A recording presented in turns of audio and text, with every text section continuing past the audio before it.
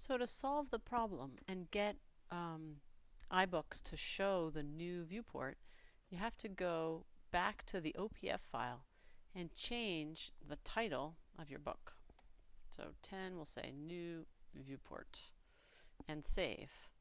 And when you do that, you will see that BookProofer syncs and iBooks closes your book automatically and shows you the new book with a new title. And when you click on it to open it, you get not the square book, but the new viewport dimensions. And that's great. What I didn't realize the other day, and I think this is what tripped me up, was that I was making the changes in the order in that I found the documents. So I have the OPF file, the 3 XHTML file, and the files and the CSS file. And since I knew I had to change them all, I changed whichever one I found first on my desktop, but that doesn't work. You have to make the changes to the XHTML and the CSS files first, and then you have to change the title of your book.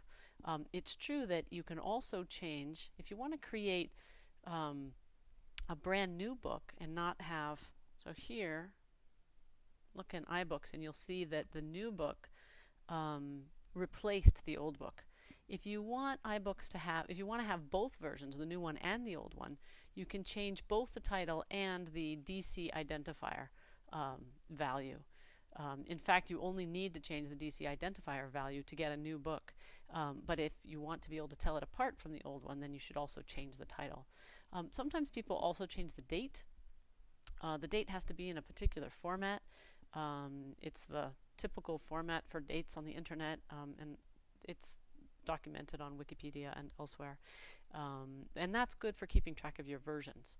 But again, remember, first make the changes to the XHTML and the CSS files, then make the changes to the DC title and or the DC identifier values.